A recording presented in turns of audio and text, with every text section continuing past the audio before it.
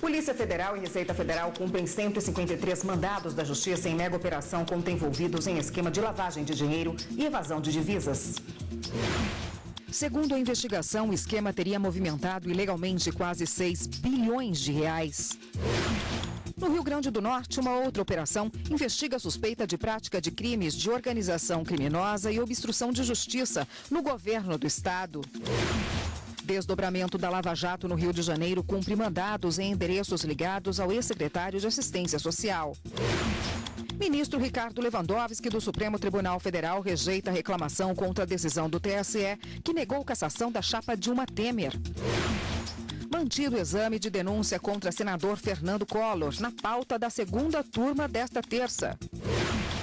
E Procurador-Geral da República, Rodrigo Janot, e nomeada para assumir o cargo, Raquel Dodge, fazem primeira reunião de transição. Essas e outras notícias agora no Jornal da Justiça.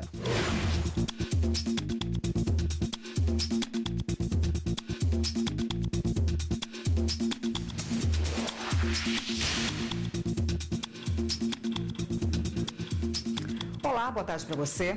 A Polícia Federal e a Receita Federal cumprem hoje 153 mandados da Justiça. A operação é contra envolvidos em um esquema de lavagem de dinheiro e evasão de divisas, que, segundo a investigação, movimentou ilegalmente quase 6 bilhões de reais. O repórter Gabriel Seafrei tem outras informações sobre essa mega operação. Gabriel, boa tarde para você. Boa tarde para você, Érica. Boa tarde a todos. A Operação Rameron é realizada pela Polícia Federal e também pela Receita Federal. Os alvos, empresas suspeitas de cometer os crimes de evasão de divisas e também lavagem de dinheiro. De acordo com as investigações, estes crimes seriam frutos de outros crimes, como por exemplo o tráfico de drogas e também o comércio ilegal de cigarros vindos do Paraguai.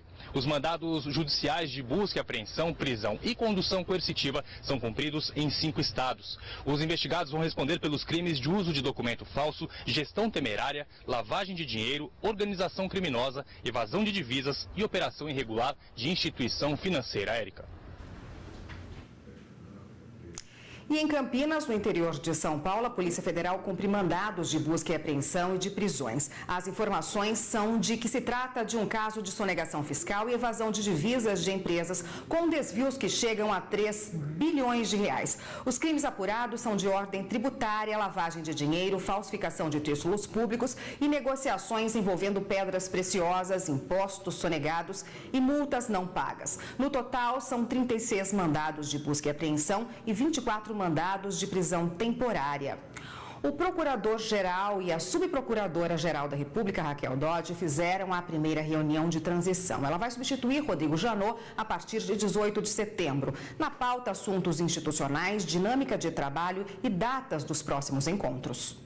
Foi a primeira reunião entre o Procurador-Geral da República, Rodrigo Janot, e Raquel Dodge, que vai comandar a Procuradoria-Geral da República a partir de 18 de setembro. Rodrigo Janot considera esses encontros de transição importantes para evitar a descontinuidade das investigações em andamento. Raquel Dodge citou a Operação Lava Jato e reiterou o convite para que todos os integrantes da Força Tarefa permaneçam no grupo de trabalho, hoje formado por 9 procuradores. O Superior Tribunal de Justiça aceitou o pedido de desconsideração da personalidade jurídica de supostas empresas do ex-jogador de futebol, Marcelinho Carioca. Quando o juiz determina que os bens dos sócios ou dos administradores de uma determinada empresa são responsáveis pelas dívidas da pessoa jurídica, uma empresa, por exemplo, ocorre o que o direito civil chama de desconsideração da personalidade jurídica. Vamos imaginar, 5 pessoas em uma sociedade abrem uma empresa. Quando eles fazem isso, criam uma personalidade jurídica própria distinta dos sócios. Aí, por conta da má administração dos sócios, a empresa entra em crise e o dinheiro desaparece, restando apenas as dívidas que os sócios contraíram em nome dessa sociedade. Lançando mão da teoria da desconsideração da personalidade jurídica, o juiz afasta a autonomia patrimonial da empresa para pagamento da dívida e determina a busca direta do patrimônio dos sócios, o suficiente para quitar a dívida da empresa. Segundo este advogado, essa desconsideração da personalidade jurídica também pode ser inversa. Ela é inversa quando, na realidade, a responsabilidade é do sócio, porém ele se oculta atrás de uma pessoa jurídica para poder lesar terceiros. Com base nesse princípio, a terceira turma do STJ modificou a decisão do Tribunal de Justiça de São Paulo, que não atendeu um pedido de um advogado que solicitou na Justiça a desconsideração inversa da personalidade jurídica de empresas das quais, supostamente, o ex-jogador Marcelinho Carioca seria sócio. O caso envolve a cobrança de honorários devidos pelo ex-jogador e foi parar na Justiça depois que o advogado não localizou bens em nome de Marcelinho Carioca para o pagamento da dívida. A relatora, ministra Nancy Andrighi, entendeu que é possível extrair do acórdão do Tribunal de Justiça que o advogado apresentou indícios de que Marcelinho Carioca seria sócio oculto das sociedades executadas.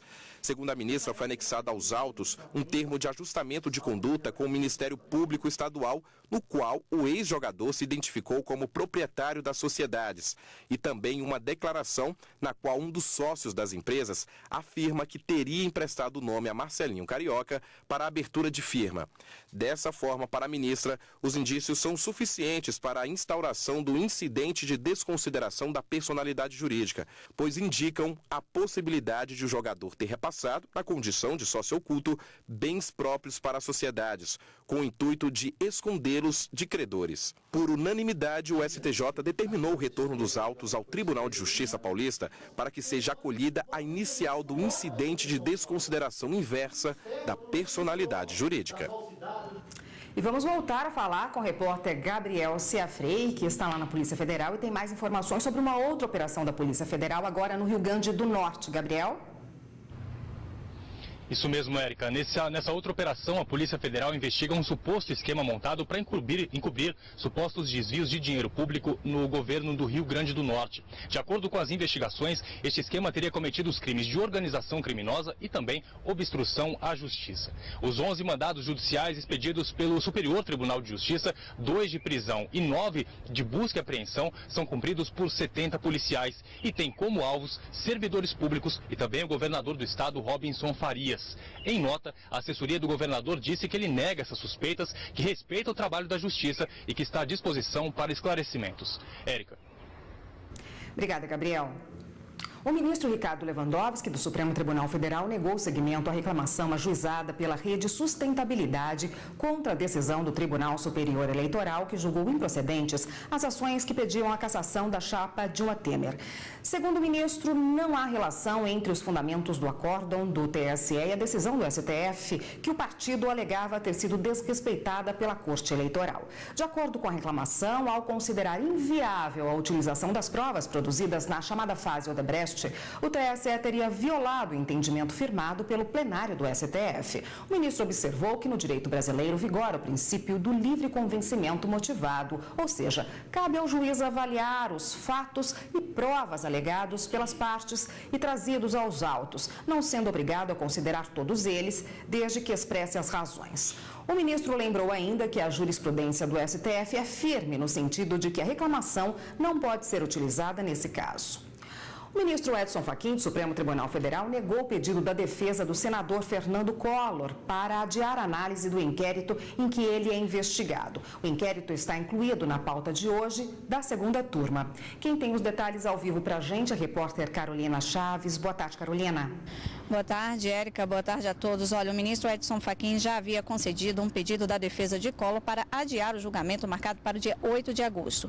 Esse é o segundo pedido e a defesa do senador alega possível ausência dos ministros Dias Toffoli e Gilmar Mendes na sessão de hoje. Segundo os advogados, essa provável ausência prejudicaria a análise do inquérito contra o parlamentar por causa da complexidade do tema. Mas ao negar esse segundo pedido, o ministro Edson Fachin entendeu que a alegação é uma expectativa e não fato. Fernando Collor é investigado na Lava Jato por receber supostas vantagens indevidas da BR Distribuidora. Os ministros da segunda turma, Érica, devem decidir se aceitam ou não a denúncia contra o parlamentar apresentada pelo Ministério Público. Érica. Obrigada, Carolina. E você vai ver no próximo bloco do Jornal da Justiça. Desdobramento da Lava Jato no Rio de Janeiro cumpre mandados em endereços ligados ao ex-secretário de Assistência Social. Voltamos em instantes.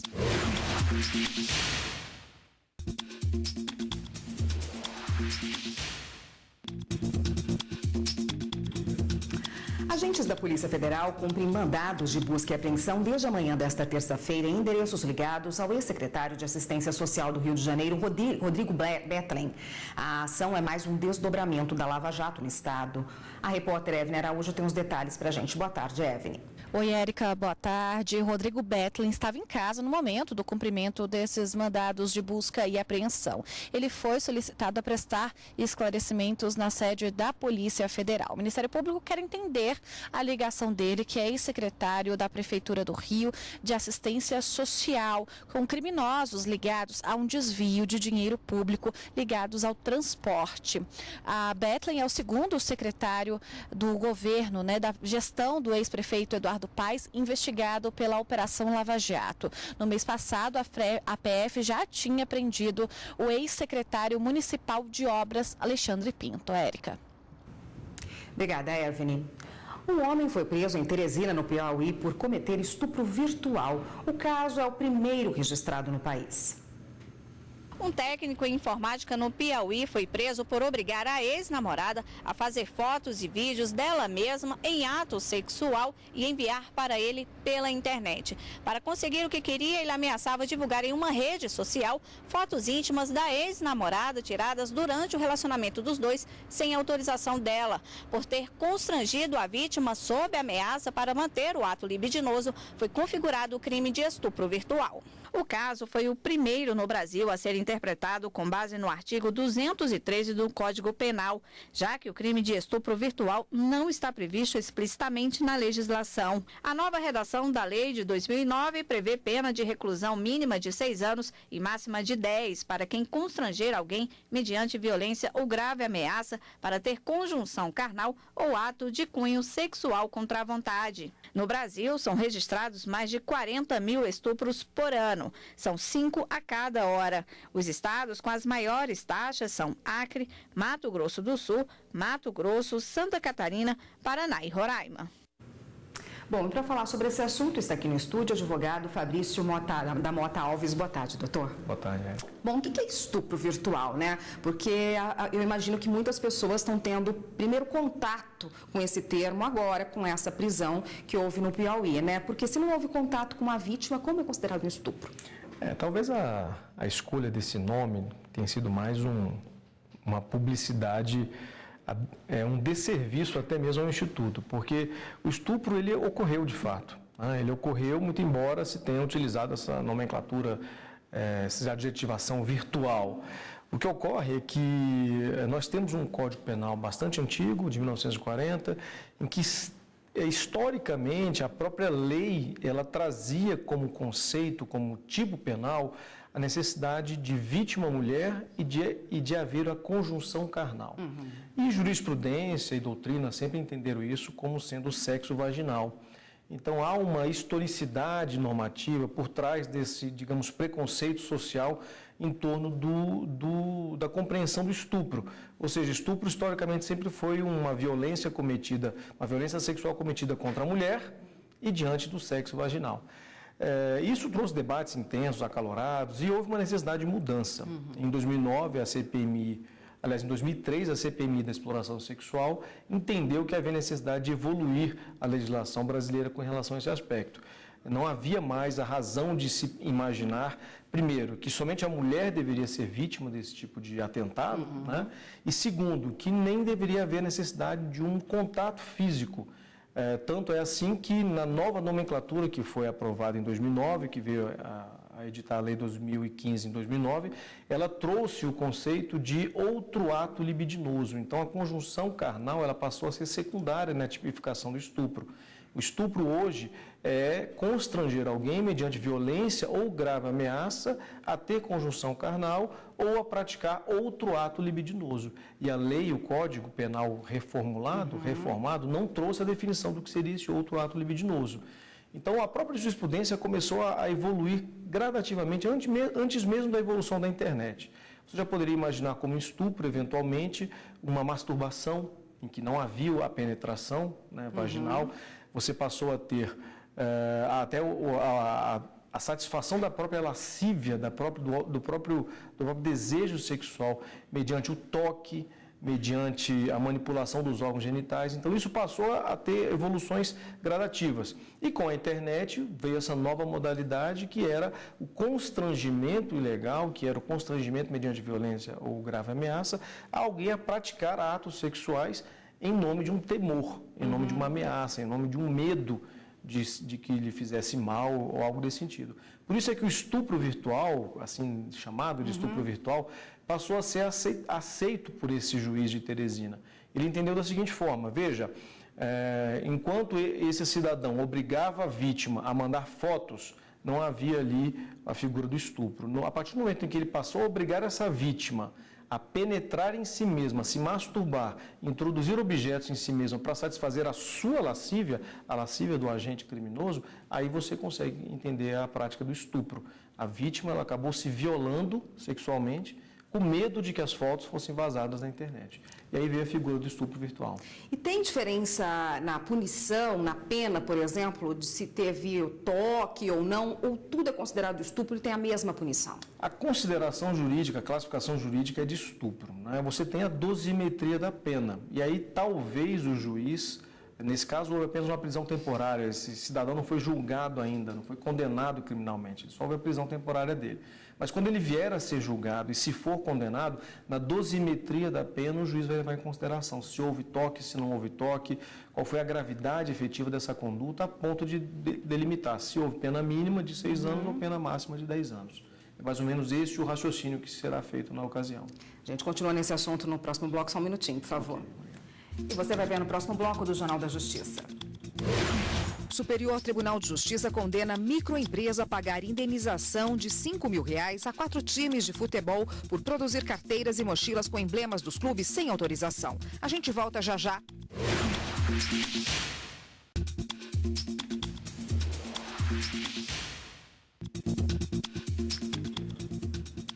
Estamos de volta e continuamos aqui a nossa conversa com o advogado Fabrício da Mota Alves, que conversa conosco hoje a respeito do estupro virtual. Doutor, o senhor já explicou, né, como ocorreu esse crime, essa primeira prisão autorizada pela Justiça lá no Piauí. Mas como que a vítima ela pode denunciar um caso desse? Já que a gente tem delegacias especializadas no país, né? Geralmente, se a vítima é mulher, ela procura a delegacia da mulher e também a delegacia de crimes virtuais também. Nesse caso, qual é o melhor lugar para ela procurar, para denunciar? Na verdade, o melhor local é a delegacia mais próxima. Essa que é a verdade. Ainda que não seja essa delegacia, digamos, a sua circunscrição de definição de competência específica não seja dela, ela vai encaminhar essa vítima para uma delegacia adequada para apurar esse tipo de delito. Esse é um caso bem específico porque, à primeira vista, ele não trazia esse conceito de estupro.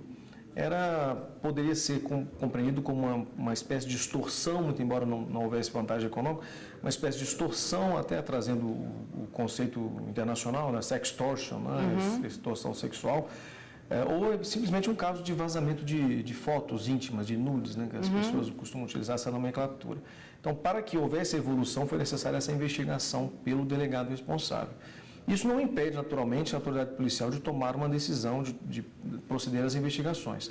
Se a vítima for mulher, ou se a vítima for homem, se for criança ou adolescente, é claro que o interessante é ir até a delegacia competente, mas não tendo essa facilidade de compreensão, busca a delegacia mais próxima ou até mesmo o Ministério Público, que pode direcionar também a vítima para o local adequado. Como se faz a prova num caso desse? É mais difícil, porque já que não teve contato físico? No caso do estupro virtual, a prova ela é eminentemente documental, né? São provas eletrônicas. Claro que pode haver testemunha, o que é muito pouco provável, porque aquela situação de ameaça, de constrangimento ilegal que a vítima está sofrendo, dificilmente alguém compartilha daquele momento. Ela se isola, ela se esconde, o medo, a vergonha são os motores, são os elementos que levam a vítima a se ocultar e a ocultar esse fato das autoridades. Então, de uma forma geral, a vítima deve se preocupar em reunir elementos de prova documentais. Se for feito um contato por uma rede social, pelo WhatsApp, por um aplicativo qualquer, ela grava esses elementos, salva, faz o print da tela, procura imprimir, se ela tiver acesso a uma impressora, procura imprimir e leva isso tudo para a delegacia mais próxima. Com essa abrangência maior, né, do crime de estupro, que o senhor explicou no primeiro bloco da nossa conversa, perdeu a figura do atentado violento ao pudor ou ainda ele existe ainda? E também qual a diferença para assédio sexual? Na verdade, o atentado violento ao pudor, ele existe na figura do estupro. Antigamente você tinha essa distinção entre o atentado violento ao pudor e o crime de estupro, sendo o estupro a necessidade do constrangimento à conjunção carnal com a mulher. Então havia essa definição da vítima por gênero, né, tinha que ser a mulher, e a necessidade do contato físico, da penetração vaginal, o sexo vaginal. E o atentado violento ao pudor seria a outra categoria, ou seja, os atos libidinosos diversos da conjunção carnal acabavam sendo tipificados como o crime de atentado violento ao pudor, com uma pena menor, inclusive.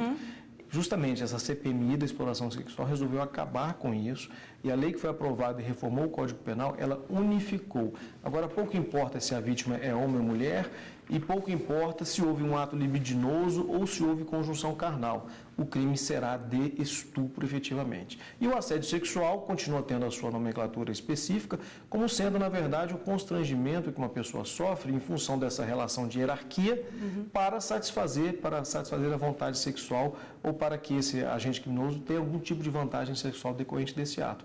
Ele constrange a vítima, mas tem que haver essa necessidade de uma relação hierárquica superior. Tá ótimo, muito obrigada pelos esclarecimentos, pelas explicações. Eu conversei com o Fabrício da Mota Alves, que é advogado, e conversou com a gente a respeito do estupro virtual. Obrigada, doutor. Obrigado. Até uma próxima. Até. O Superior Tribunal de Justiça condenou uma microempresa a pagar indenização de R$5 mil a 4 times de futebol por produzir carteiras e mochilas com emblemas dos clubes sem autorização. Foram apreendidos 19 produtos com os escudos do Corinthians, Palmeiras, Vasco e Santos. Na primeira instância, o juiz considerou o valor das mercadorias encontradas para estabelecer a indenização por danos morais, o equivalente a R$ 190. Os clubes recorreram, mas o Tribunal de Justiça de São Paulo manteve a decisão. O caso veio parar aqui no STJ. A alegação dos times para o aumento do valor da indenização foi de que, uma vez comprovado o comércio de produtos piratas, a legislação determina o dever de indenizar mediante critério mais favorável ao prejudicado. A relatora do caso, ministra Nancy Andrighi, aceitou parcialmente o recurso. Ela manteve o valor da indenização por dano material em R$ 190, mas condenou a empresa a reparar os clubes também por danos morais, decorrentes da violação ao direito de exploração exclusiva da marca pelos times de futebol. O que ocorre aqui é o uso desautorizado da licença para aplicar aquelas marcas. Esse uso desautorizado, ofendendo o direito ao exclusivo, é que gera o direito de indenização por dano moral, independentemente da comprovação ou não desse dano moral. Os ministros da terceira turma fixaram o valor da indenização por danos morais em R$ 5 mil a cada um dos clubes. O presidente do Tribunal Superior Eleitoral, ministro Gilmar Mendes, está na Cidade do México, onde participa de uma conferência sobre a integridade eleitoral da América Latina. O evento tem como finalidade facilitar a troca de experiências sobre a integridade dos processos eleitorais na região latino-americana.